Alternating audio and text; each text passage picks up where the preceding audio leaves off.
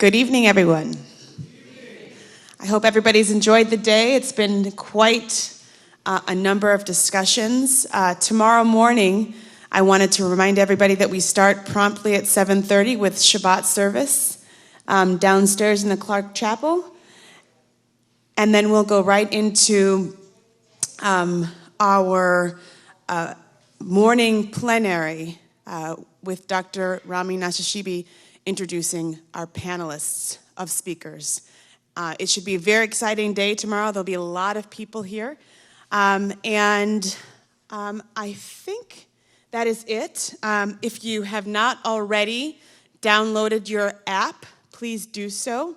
We'll be sending messages throughout the evening, and we've been posting on our social media wall. Remember, hashtag RiotCon2016. Please post your pictures. Please tell us what you thought about today's conversations, and share. Last year, we trended in the top 10 for 4 hours on Saturday because we had such a convergence of conversation about what we're doing. So we hope to continue that trend this year. I'd like to introduce the Reverend Dr. Lee Butler to introduce our closing speaker for today.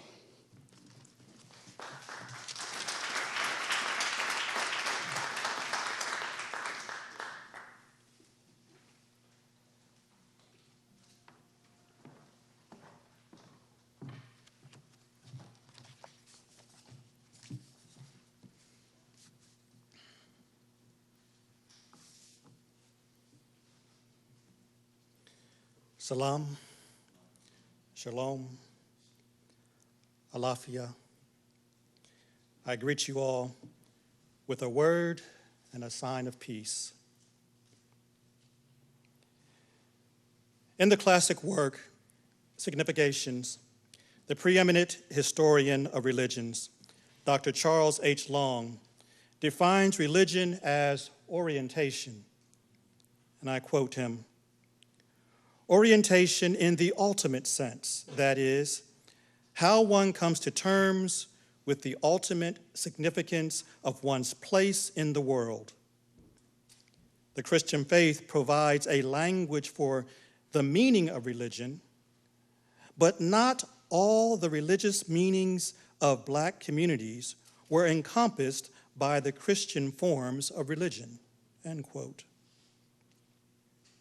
From this point of view, if one is to understand Black religion, and by extension, the history of Blacks or Africans in America, one cannot be limited to the Christian narrative interpretation of Black American life. Our speaker this evening, Dr. Sherman Abdul Hakim Jackson, leans into Dr. Long's concerns with an "of course," especially given the fact, says Dr. Jackson, Muslims make up the largest block of non-Christians in Black America. Dr. Jackson is an educator and scholar. He earned his PhD in Oriental Studies, focusing on the Islamic Near East from the University of Pennsylvania. Currently, he is the King Faisal Chair in Islamic Thought and Culture and Professor of Religion and American Studies and Ethnicity at the University of Southern California. He is a co-founder, core scholar, and member of the Board of Trustees of the American Learning Institute for Muslims, which is an academic institution where scholars, professionals, activists, artists, writers, and community leaders come together to develop strategies for the future of Islam in the modern world. He's been identified as being among 500 of the most influential Muslims in the world. Scanning one of Dr. Jackson's publications, I noticed an acknowledgement and a word of thanks to Dr. Charles Long. Seeing that, I called Dr. Long this morning and asked him to tell me about Dr. Jackson. After he laughed with delight, he went all the way back to Dr. Jackson's growing up in Philadelphia. He sent me supplemental materials that included comments from 2 book proposals and a letter of reference he wrote on behalf of Dr. Jackson. He shared with me that Dr. Jackson's book, Islam and the Black American, developed out of a class they co-taught. I was given all the goods on Dr. Jackson. To know Dr. Long is to know that he has a specific vocabulary that he uses to describe people. And the complementary term he used to describe Dr. Jackson is serious. Please know from Dr. Long, that is high praise. He said, and this is Dr. Long, he said, when Sherman became Muslim, he took it seriously and did not just turn to it as an ideology. He said he's a serious scholar who takes being black seriously and takes being Muslim seriously. He continued, I find Dr. Jackson's work exciting and profound. His is the first body of work I've seen that has taken the intellectual seriousness, or with intellectual seriousness, the existence of Muslims in America. It moves beyond the language of religious tolerance and poses the intellectual issues of comparative law as a practical matter. In addition, the basic structure of his argument is the most trenchant and serious alternative to both the positions of Robert Bella's civil religion on one hand and Samuel Huntington's return to a Protestant America on the other. Dr. Jackson is a prolific writer. His publications include Initiative to Stop the Violence, Sadat's Assassins, and the Renunciation of Political Violence. And this was a translation from the Arabic done by Dr. Jackson. Sufism for non-Sufis, Ibn Atal-Allah al-Sakandari's Taj al-Arus. Islam and the problem of black suffering. Islam and the Black American looking toward the third resurrection. On the boundaries of theological tolerance in Islam, Abu Ahmed al-Ghazali, Faisal al-Tariq. Islamic law and the state, the constitutional jurisprudence of Sharif ad-Din al-Kharif,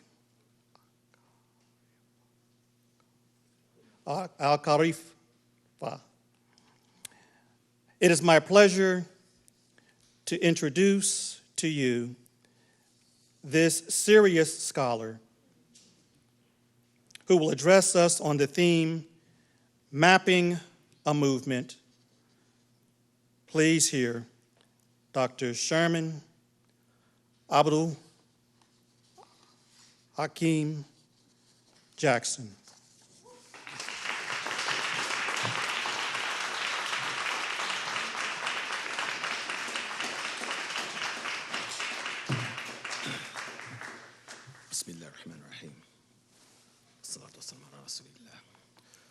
First of all, I'd like to take this opportunity to thank Chicago Theological University and the people at Riot Con for affording me this opportunity to come here and share with you and to benefit from the intellectual capital in the room and from the practical experience of people who are engaged in the whole enterprise of trying to advance the cause of a more humane, a more serious, and a more, I don't want to say just, because justice to me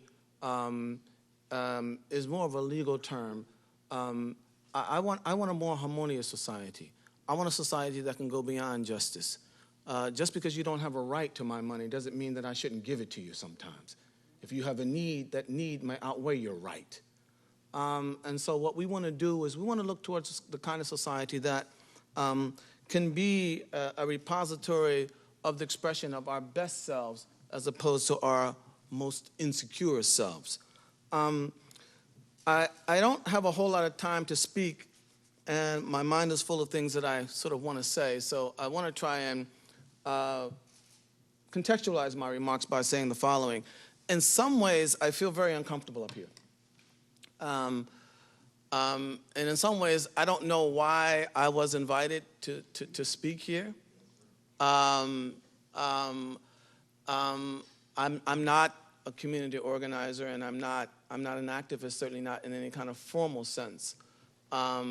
So I was a little taken aback when I got the invitation, but I do know why I accepted the invitation. I accepted the invitation because it came from someone whose person I deeply respect and cherish, and that is Rami Nashashibi.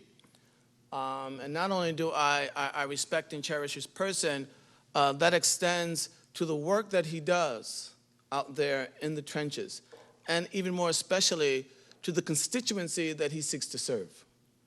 And that is people who have been marginalized in society, who come from backgrounds largely like my own. And I've always seen Rami's work as being valuable, and I've always envied the fact that my professional track has not taken me into that line of work. But when Rami calls, I see it both as a duty on the one hand, and also on the other hand as a chance at redemption of sorts, for not having had the opportunity to engage in the very, very valuable work that he does. But of course, nobody can do everything. I'm an academic, and I spend most of my time in a number of overlapping liminal spaces. And these overlapping liminal spaces present some very serious and unique challenges for trying to develop a vision through which to negotiate and hopefully transform reality. And along the way, to do so through a voice, to develop a voice that can represent this vision, that can communicate this vision, and that can give it multiplier effect. I am a Black, American, Sunni, Muslim male from the streets of Philadelphia, trained in the classical Islamic tradition and in the Western Academy, seeking to bring Islam into meaningful, transformative, serious, and responsible conversation with the realities of the 20th century and now the 21st century in a post 9/11 America. That's sort of my charge, and all of this carries a number of liabilities and complexities. And to try to give a shorthand contextualization of what I have in mind by these complications and liabilities, I want to quote something from a man by the name of Edward Bernays. Edward Bernays, many of you might know, is considered the father of propaganda. He was actually a nephew of Sigmund Freud. And he came to this country and wrote the seminal work on propaganda called Propaganda. And the opening salvo of this book reads as follows: the conscious and intelligent manipulation of the organized habits and opinions of the masses is an important element in democratic society. Those who manipulate this unseen mechanism of society constitute an invisible government, which is the true ruling power of our country. We are governed, our minds are molded, our tastes are formed, our ideas suggested, largely by men we have never heard of. Now, many of us can imagine how all of this might apply to the way American attitudes and sensibilities about Muslims have been shaped, and shaped surreptitiously. And by that I mean, sometimes when people present us with arguments that make no sense, we can dismiss them. But when people have control over those pre-rational mechanisms that can get beyond our rational defenses, into our souls and our beings, agitate our fears and our prejudices in ways that we might not be able to recognize, then it becomes really difficult to defend ourselves against these manipulations. And so we can imagine how this may affect American attitudes towards Muslims and the kinds of burdens that this will bear for trying to speak with integrity as a Muslim in 21st century America. I'm sure most of you can imagine this. But beyond that, and even more importantly, what I would really like you to think about is not the impact that all this has on me, but rather the potential impact that it has on many of you. In other words, imagining the extent to which those manipulations of which Bernays spoke may complicate your ability to hear me in terms of what I'm actually saying. Because part of what we are dealing with today is, in a sense, what the French scholar Guy Debord talks about in terms of the degradation of the faculty of human encounter. Our faculty to encounter each other as human beings is being degraded as we speak. I'm standing here in front of you, I'm speaking to you, you can see me, not only with your two eyes in your head, but with the other eye in your heart, right? You can sense me, and yet you may not be able to hear me, because all these images that have been created about me come between you and me. And so what I want to sort of offer is that we take a moment to try and bracket some of those prejudices with which we are sort of subliminally inundated with on a daily basis. All right? Now, I was very not only moved, but Charles Long's remarks put me in a funny place because I've always looked up to him as a teacher, and it almost made me feel like I had to get up here and perform. I'm going to try and resist that because I don't want to go super academic, because those are the kinds of expectations that he generates in my mind. So what I wanted to do was to try and say something that will hopefully have the effect of potentially producing some transformative energy that might enable us to recognize more plainly what our capacities are as a community in terms of moving this thing forward. And I didn't want to be too academic. I wanted to try and come down to earth a bit. So I had a little title for my remarks. And The title was Back to Trick Baby, Mapping a Movement Through the Power of the American Self. This Trick Baby reference will become clear in just a moment. But what I want to start out by saying is that, we've been at this for some time. This whole business of how we contribute to a society that lives up to its claims and its promises. And one of the things that we find so frustrating today is that, after all this time and all this effort and all this movement, somehow we shouldn't be where we are today. Somehow things should have progressed a bit more than they have today. And one of the things that comes to my mind, which is what I want to try and talk about, is why this continues to happen. How is it that, just think about it. I was born in the 1950s. And so I saw the civil rights movement unfolding.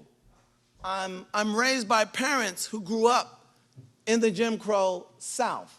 So I can see the meaning of what is occurring. And then I come through the 70s. And, that's the era of black mayors and black political empowerment and all these kinds of things. And then you come into 2016, and it's Ferguson. And it's Freddie Gray.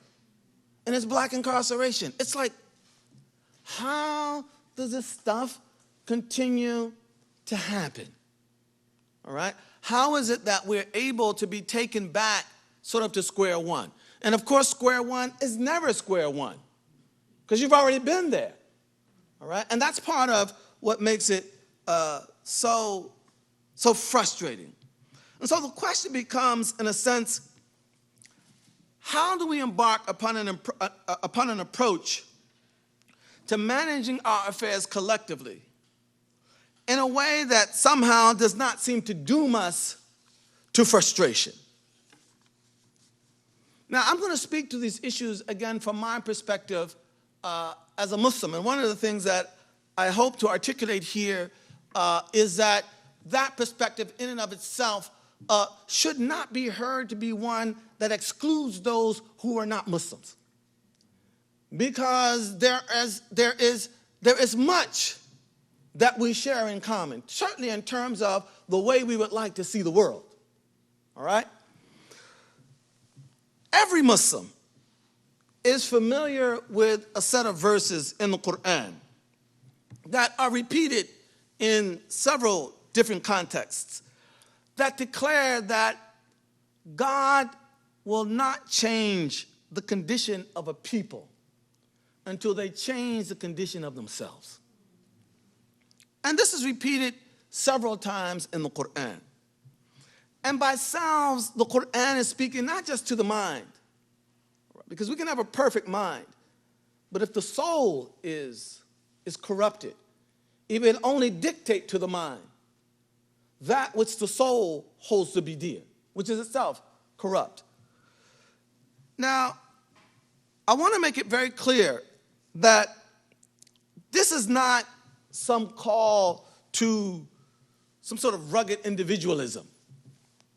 People have to change themselves, all right? As we hear this among a lot of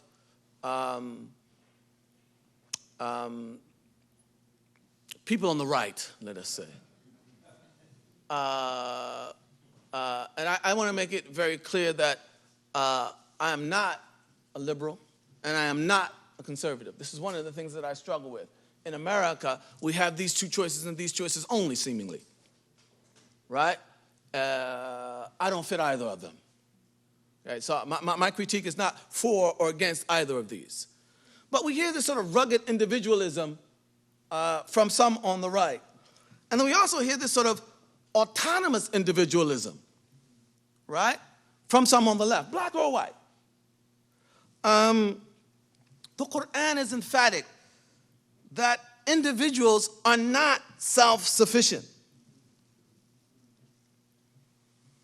And as such, we can only pretend to be largely at somebody else's expense.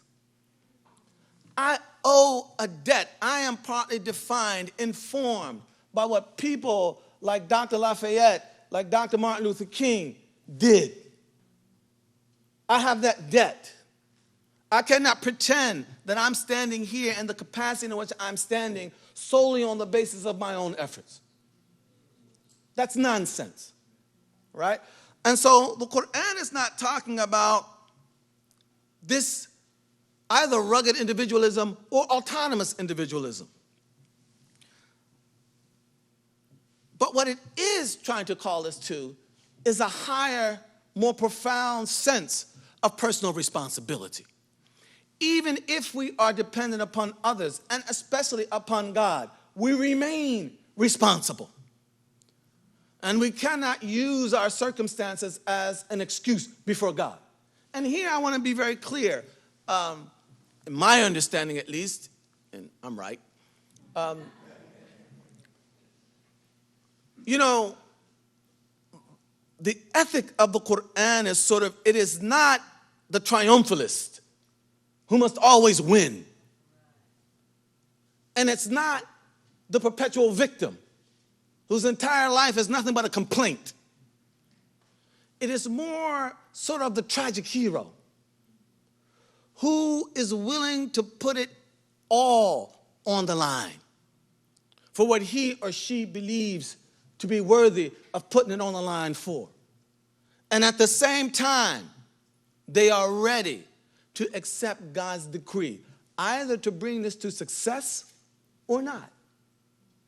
However it turns out, I have done my best.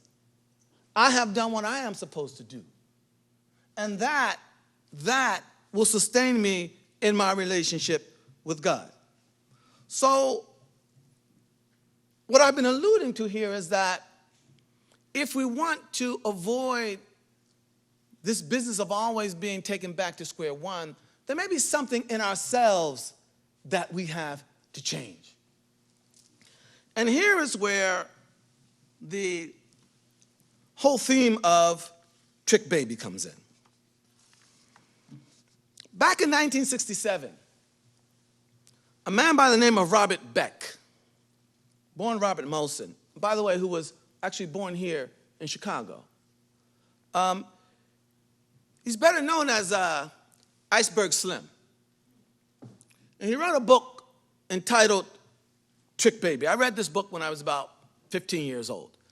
And I have a little confession to make. And if you repeat this outside this room, I'll send some people after you. I read this book because he was also the author of another book entitled Pimp, 15-year-old, right? But in this book, there's a scene that has left its imprint on my thinking from the time I read it. Trick Baby was about this couple. It was an older guy, black guy, and there was a younger guy who was mulatto, but he looked white. He could pass for white. In fact, they called them white folks. And they were con artists. And I don't mean pickpockets. I mean setting up fake companies and bilking people out of thousands of dollars, all right? And white folks was the younger of the two. So one morning, they meet at this coffee shop, and they're supposed to meet a mark. A mark is somebody they're going to swindle. And so while they're there waiting to meet the mark, white folks says to the other gentleman, he says, let me ask you something. Don't you ever feel like a little bit guilty when we built these people out of all this money? And this is what his mentor said to him. And this is what has left an impact on me. He said, listen to me. You give me a man, I don't care how smart he is. I don't care how rich he is. I don't care how powerful he is. If he's willing to take a shortcut, I can count him. But you give me a man, I don't care how uneducated he is. I don't care how poor he is. I don't care how powerless he is. If he's not willing to take a shortcut, there's nothing I can do with him. No, I don't feel guilty because all I'm doing is making what people are looking for a shortcut in look shorter. My point in all of this is that it is shortcuts that are the most seductive promise to an inflamed self. Shortcuts are the most seductive promise to an inflamed self. If we want money, we want the quickest way to get that money. If we want fame, the quickest way to get that. In fact, even if we want revenge, we don't want to wait. We want the quickest way that we can get that.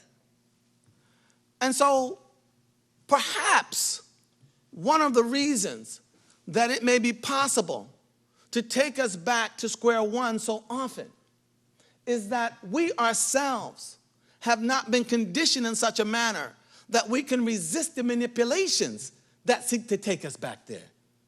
We end up compromised, brought off, assimilated, brought into the mindset of that which just a week before we were condemning. And so part of what we need to pay perhaps some attention to is how we put ourselves in a position where we have some insulation against these tendencies and these attempts to manipulate us back into a state of mind and a state of being. It's not simply our inaction or even our wrong action on occasion. It is the fact that ourselves acquiesce to what's going on. That we actually internalize the normalness of what is going on. Now, I want to argue that this is not accidental.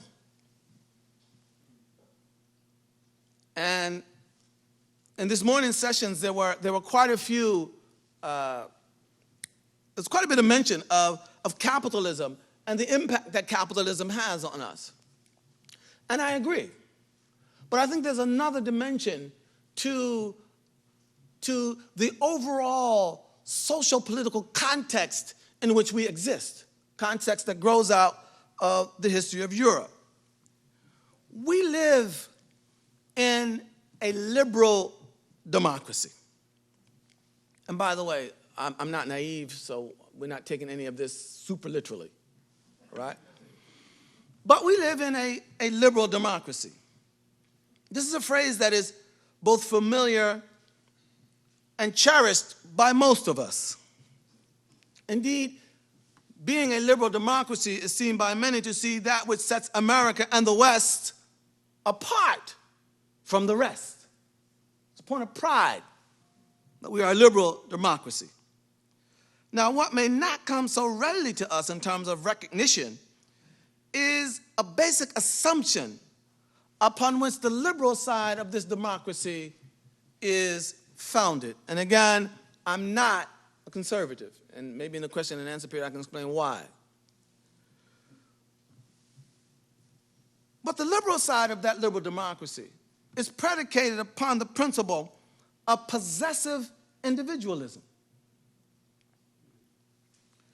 And that is essentially the notion that I am the sole possessor of me. It is as me alone who is to determine the validity of my choices, because there is no external authority or principle that could sit in judgment of my actions. I must be free to choose, and the morality of my choice is located primarily in the fact that it is my choice, not necessarily having to do anything with the substance of my choice, with only two exceptions. One, my choice cannot encroach upon your ability to choose. And two, and by the way, this is the one I think is rarely really acknowledged as such, we're not going to second guess the state. Right? We will kowtow to the state. Okay? But choice becomes in and of itself sacred. And I think many of us, I mean, if you're old enough, we look at, how American society has evolved and we wonder what's going on. All right? From generation to generation, we don't know how to be fathers, we don't know how to be mothers, we don't know how to be sons, we don't know how to be daughters. Things are always in the state of flux. Always changing. All right?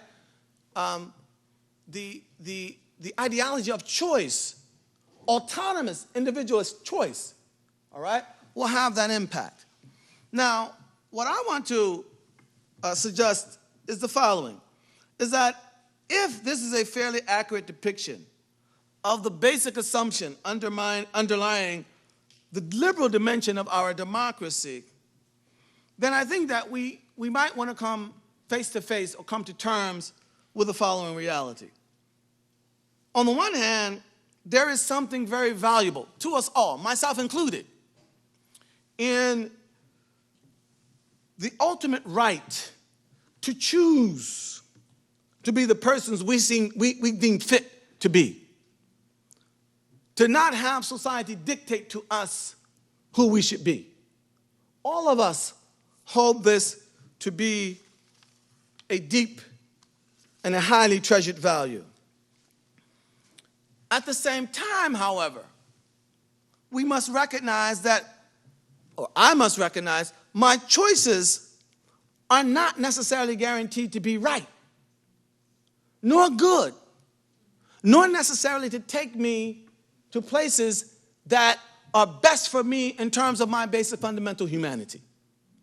Some of the worst decisions that we make in life are freely chosen. The fact that I chose them freely is no guarantee that they will be substantively what I would want them to be. If the culture in which we live now is one that sanctifies desires and choice because they are desires and choices with no sustained institutional, publicly shared mechanisms or traditions for refining or educating or taming our choices, then both individually and collectively, we may end up hopelessly susceptible to the manipulations of those who can hold out to us the greatest promises to fulfill our choices. And we bite. And we bite. And this brings us back to the whole question of what we may need to do going forward in terms of sustaining movements that are not almost hopelessly returned to step one every other generation or so. In a society where political power, economic power, even cultural and intellectual power, that is the power to produce ideas and images, to disseminate them, to popularize trends and tastes. Well, all of these things are virtually monopolized by a minority. We don't have the ability to represent ourselves. We don't have the ability even to tell the world who we are. CNN does that for us. Fox does that for us. And anybody who's traveled outside the country can see some of the effects of that. What people think about America is just crazy. Just outlandish, right? We don't even have the ability to represent ourselves. And because of the power of manipulation that is out there, we are susceptible to being both manipulated in terms of these choices and passions that we have within us, and we all have them: lust and greed and pettiness and anger and jealousy, all of these things. We all have these, right? So we're susceptible to being manipulated on the one hand, and even more importantly, to being divided into 1,000 different fragments. Why? Because of the differential distribution of the kinds of validation, all right, that the powers that be can distribute. We end up not being able to come together, all right, because we're provided with disincentives for doing that. Instead, we all want to pursue our own individual autonomous goals, and that breaks us apart in 1,000 different fragments. And what this ultimately has the effect of doing is producing, a scholar over at Princeton used to call it, voluntary totalitarianism. Voluntary totalitarianism, whereby even if the state and the dominant culture, because to me, we have a problem not only with the state, but with the dominant culture as well. Even if they don't seek to monopolize power, that's ultimately what happens, because all of the possible repositories of serious sustained resistance, all right, have been fragmented into weakness. There is no credible opposition. There is no credible threat. There is no credible entity to fear in terms of how they go about their business. Because we can either be scared or promised into conformity. Scared or promised into conformity. And this is what, to me, to my mind, ultimately ends up placing us in a very sophisticated position of being dominated, both as individuals and as communities. Because by domination, I understand the following. Domination is not for you to come and coerce me into what you want me to do. I mean, that might be a form of domination, but that's not what I have in mind when I speak of domination. Because when you come to coerce me, that naturally breeds resistance. Attempts to directly coerce will breed resistance. Domination is basically to get me to do what you want me to do as if it's what I want to do. It's sort of the difference between white supremacy and the KKK. To me, the KKK is child's play. Why? Because when the KKK shows up, you're going to do what? You're going to fight them. You're going to fight the KKK. When white supremacy shows up on the scene, you know who you're going to fight?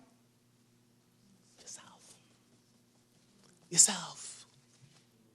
And in this way, and this is what domination is, in this way, you can deny me my story, my whole history, my whole narrative, and assign me to a supporting role in yours.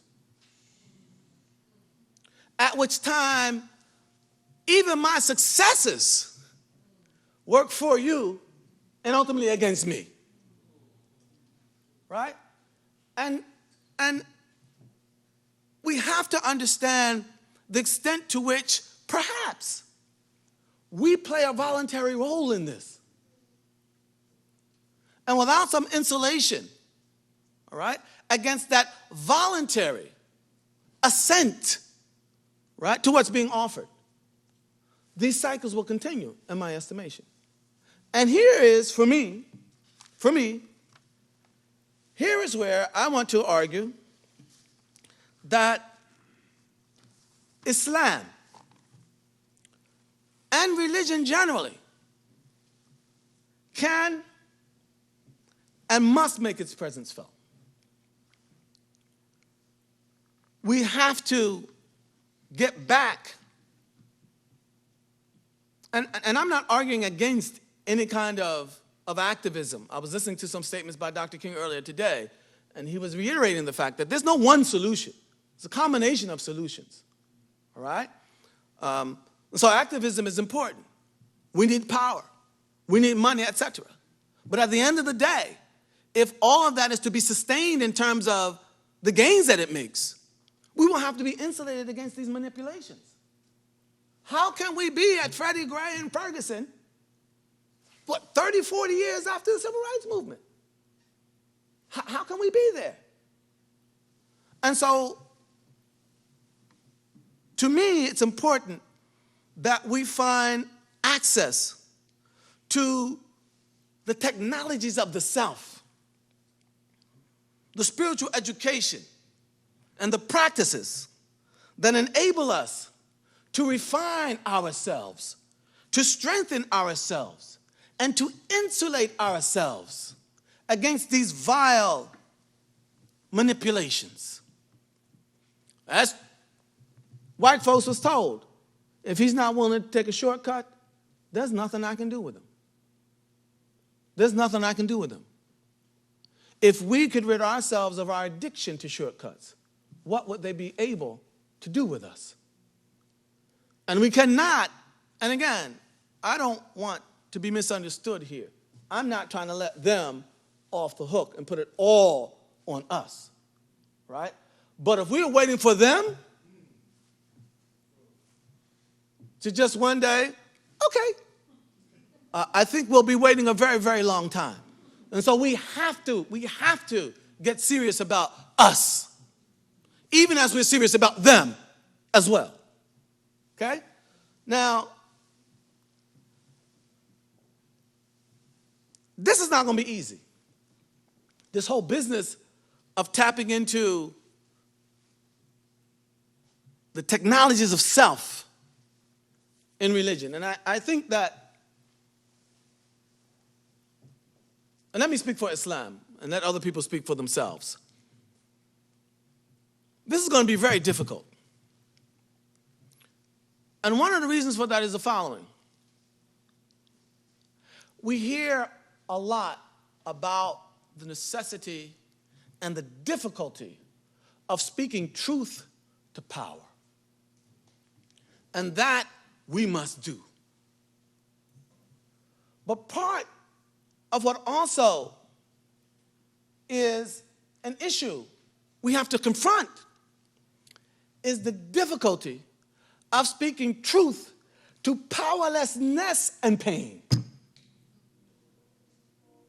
It's difficult to speak truth to power, but it's also difficult to speak truth to powerlessness and to pain, and to tell someone who's in pain or someone who's marginalized, right, that what you're doing plays into the manipulations of the powers that be.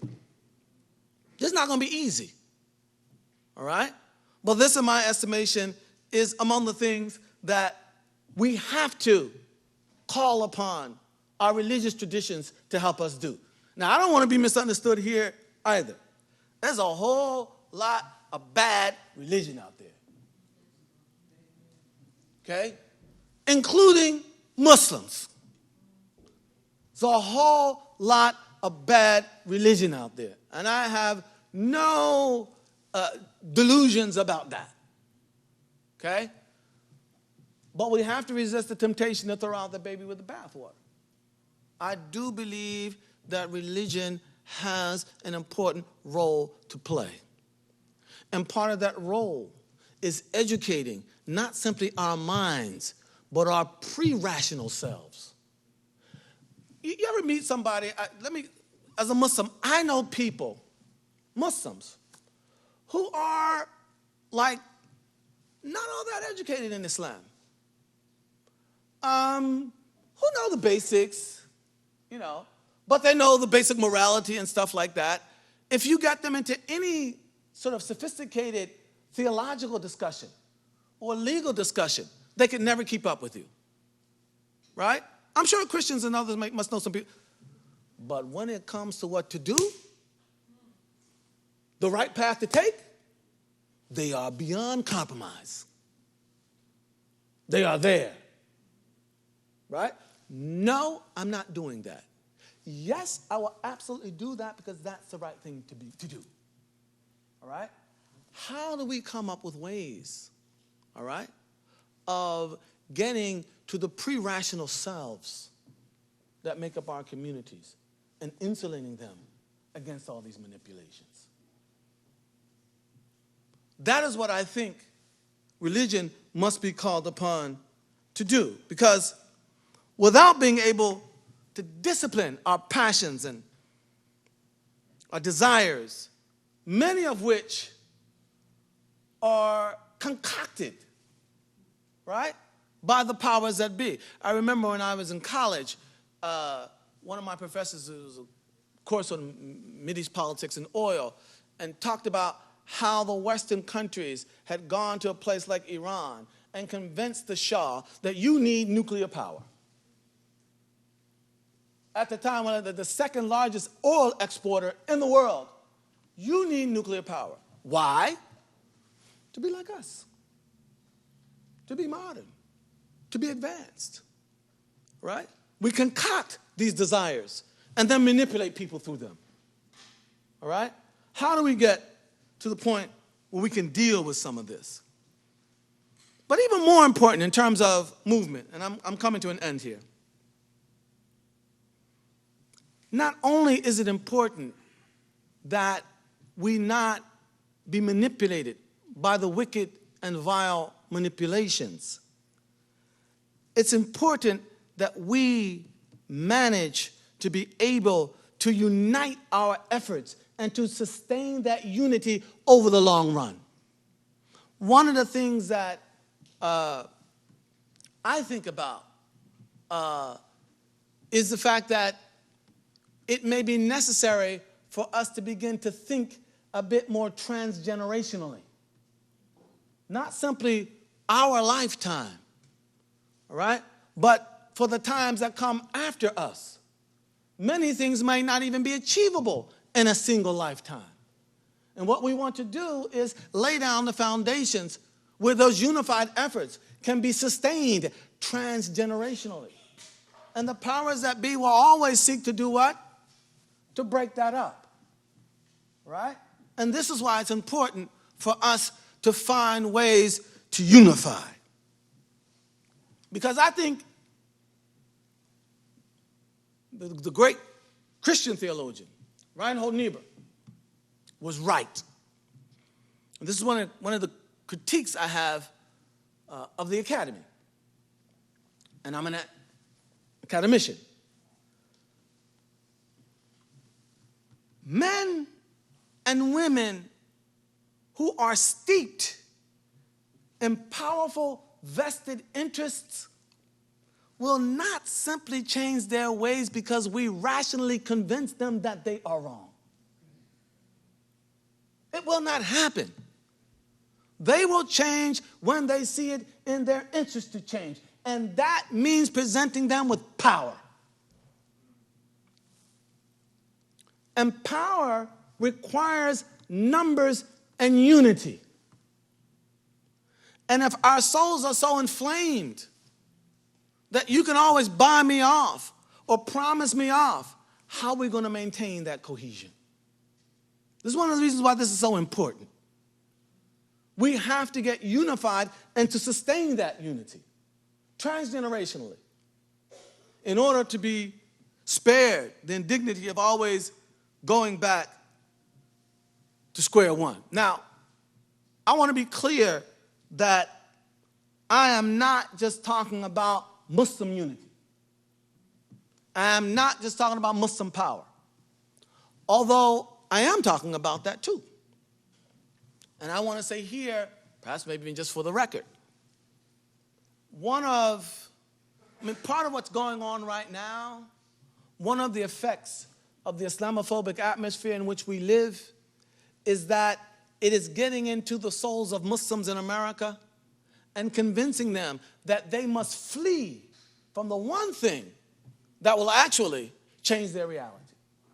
they must flee from power. Because if they approach power in any way, they are then suspect. The Muslims are the last people who better have any power in America. And so what we end up doing is, no, I don't want any of that. And I don't want any of that. How then are we going to get people to change their ways when what they're doing has a deleterious effect on us? Where we can offer no disincentives to that. When has that ever happened?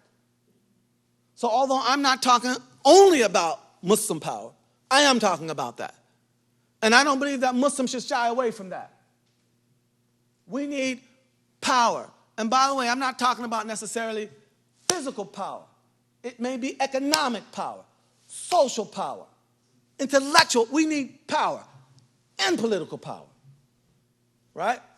But I'm talking about Muslims and non-Muslims uniting together.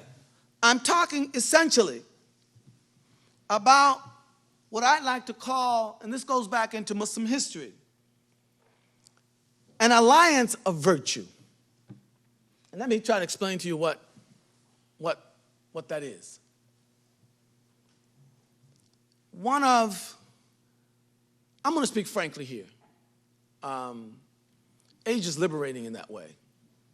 You don't have time. One of the things that many people in America don't understand about the Muslim community is something that in all the years that I've been in the academy, the single most difficult idea to communicate, to get across to my students, without fail, has always been the amount of power the West enjoyed and exercised in the 18th and 19th century. It would unhinge the mind. I mean, when I go to England, and I don't intend to do this, it always happens sort of, something hits me. I'm walking down the street, and I just stop in my tracks. And I look around, and I say, how the hell did this little tiny dreary island do it? They conquered half the world. To the point you can go almost anywhere in the world and speak English. Right? It's difficult for people to imagine the kind of power that was wielded by the West. And if that power was wielded, there were objects of that power. And Muslims are among the major objects of the use of that Western power.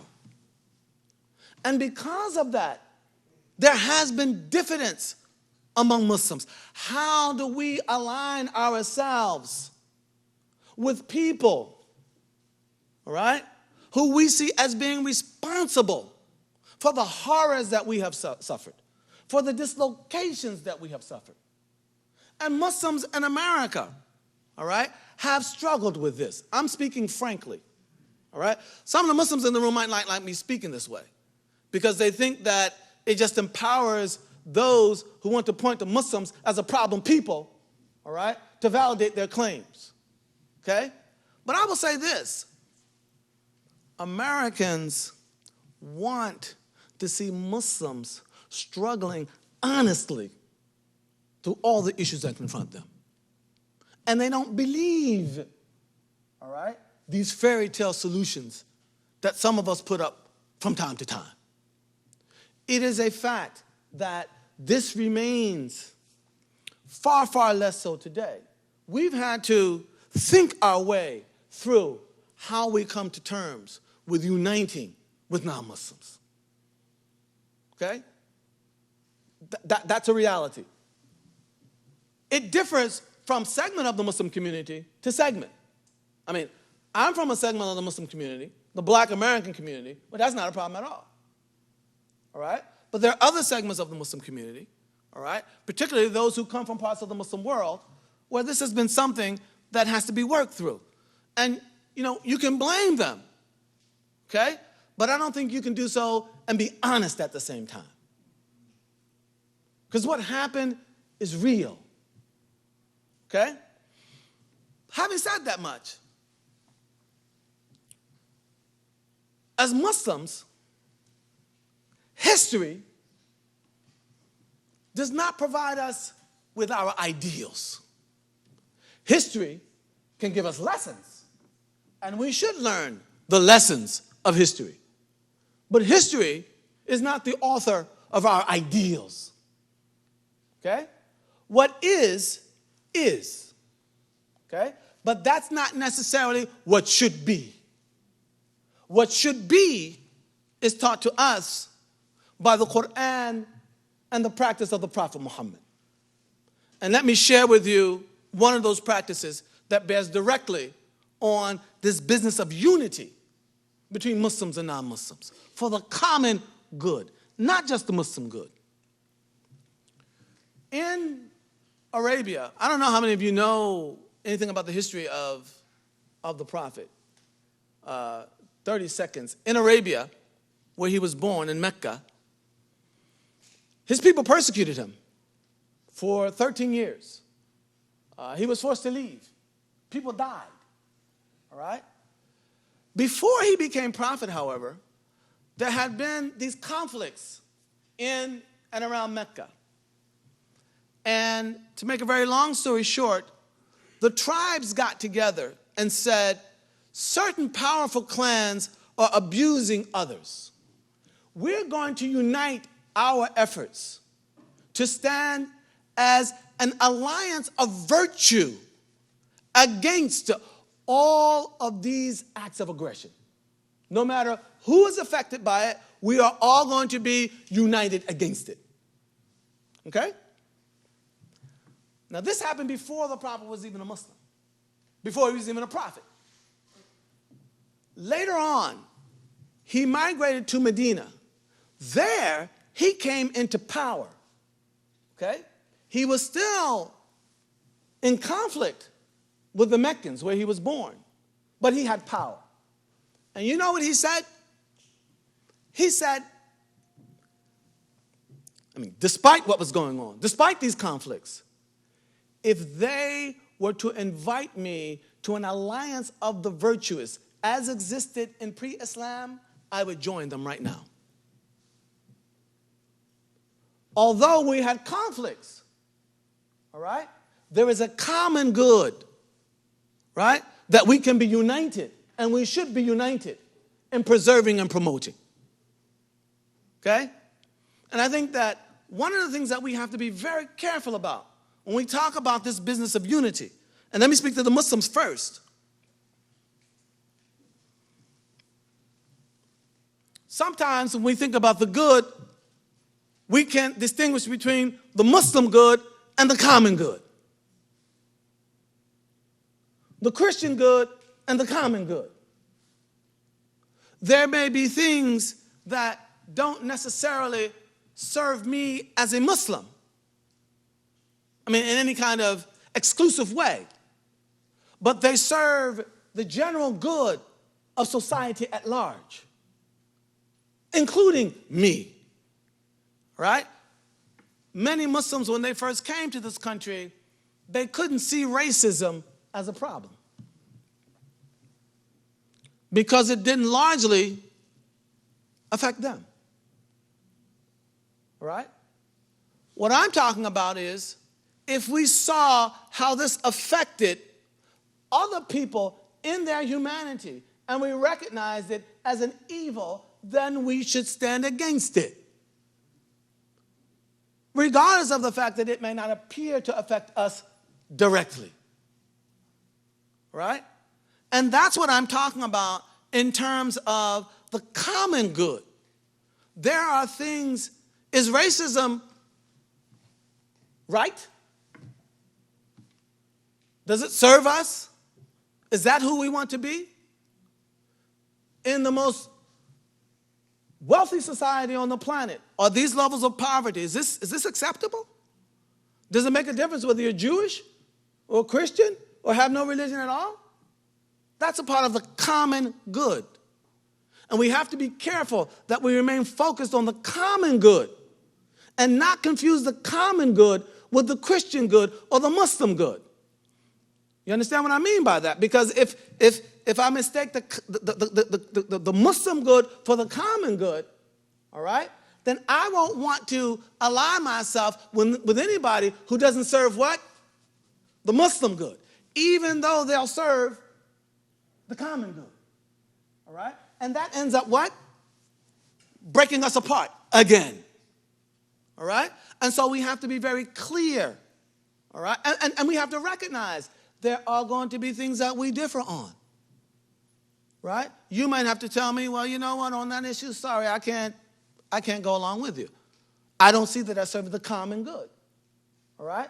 But just because we can't agree on everything should not blind us to the fact, all right, or make us feel that we can't agree on anything. We do have shared common interests, and we should come together and cooperate in the promotion and the preservation of those common interests, those common goods, all right, that affect the kind of society that we are living in, right? And Islam will not be a barrier to that kind of cooperation. I hope Christianity won't. I hope even people who have no religious affiliation won't, right? Look, bad food safety standards are bad food safety standards. To allow corporations to compromise them affects us all. Has nothing to do with what my religion is. Has nothing to do with it.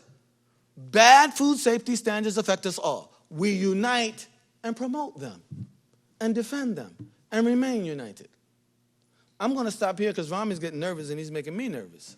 So I'm going to stop. And I just want to say again, you know, Dr. King did say something once that I think is really important. You know, we do have to recognize that there is such a thing as too late.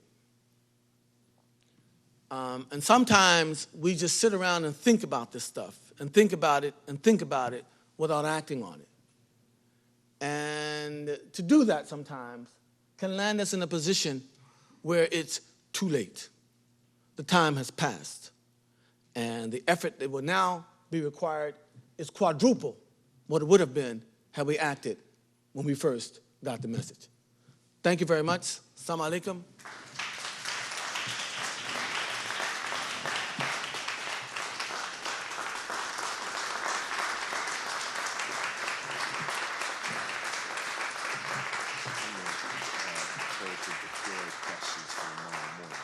Oh, really? Yeah.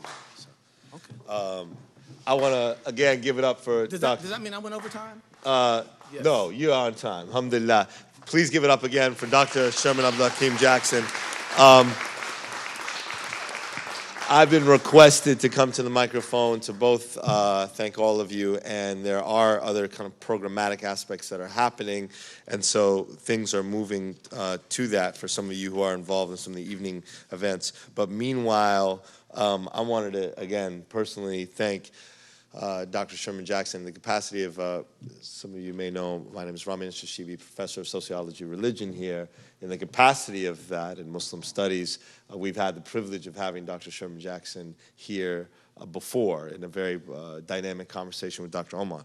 In my capacity, executive director of Iman, we've abused Dr. Jackson many, many times.